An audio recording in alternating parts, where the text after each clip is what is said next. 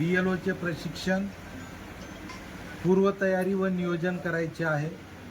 टप्पा 2 मध्ये BLO घरोघरी जाऊन पडताळणी मोहीम करतील, ज्यामध्ये BLO कडील इन्युमरेशन फॉर्म, EF फॉर्म, गणनापत्रक हे प्रत्येक मतदाराकडे सोपविले जाईल आणि त्यांच्याकडून ते गणनापत्रक व्यवस्थितरित्या पूर्ण भरून घेऊन त्याची एक प्रत BLO कडे ठेवायची आहे आणि दुसरी प्रत ही मतदाराकडे ठेवायची आहे।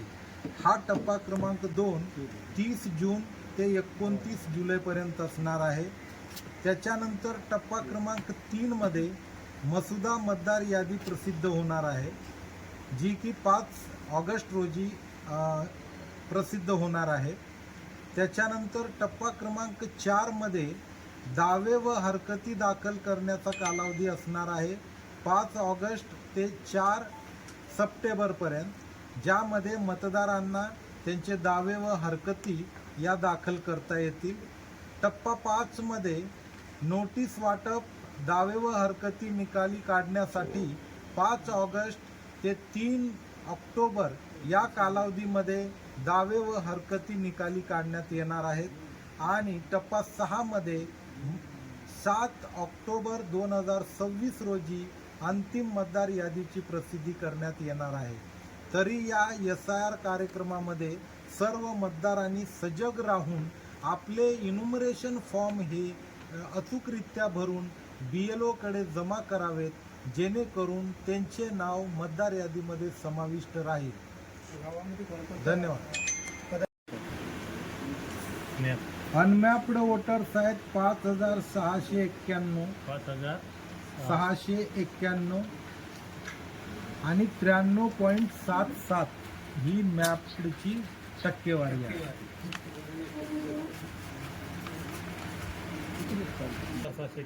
691 ह्या लोकांच्या सुनावण्या होतील।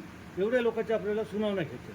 शिवाय इलेक्टर्स विथ ॲनोमलीज ते आहेत आपल्या मतदारसंघा, आपल्या अर्धापूर तालुक्यामध्ये 19,689 ह्या लोकांच्या पण सुनावण्या होतील। पण सध्याच्या याच्यामध्ये या लोकांची तफावत दूर करण्यासाठी BLOच्या ॲपमध्ये सुविधा आहे।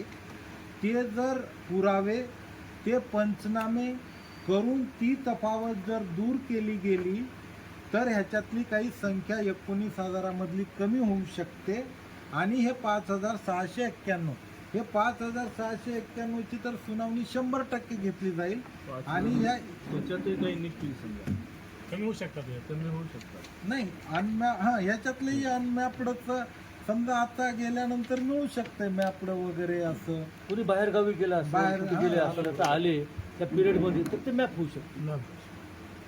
ते आहे का टाकलेलं प्लेसमेंटमध्ये? ते आवश्यक आहे ते नाही, एखाद्या जास्त असेल ते प्रिंट लागेल, असंच लिहून घ्या।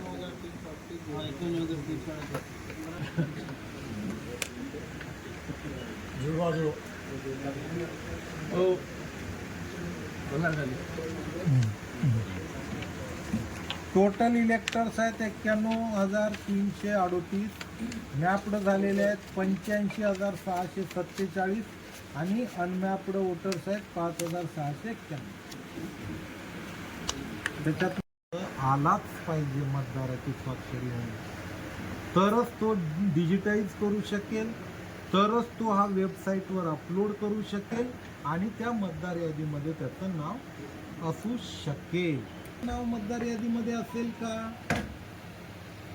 फॉर्म दिलेला आहे प्रत्येक माणूस, तर कारण त्याच्यात असे काही लोक आहेत जे किंवा त्यांच्या पालकांचं कॉपी पोच म्हणून त्या मतदाराला देणार आहे, ती 2002च्या मतदार यादीशी संबंधित भरायची। 2002च्या मतदाराचा क्रमांक, त्याचा मतदारसंघाचं नाव काय होतं, तर अशा पद्धतीनं हे मध्ये त्याच्या आईचं, वडिलाचं, नातलगाचं म्हणजे दोनच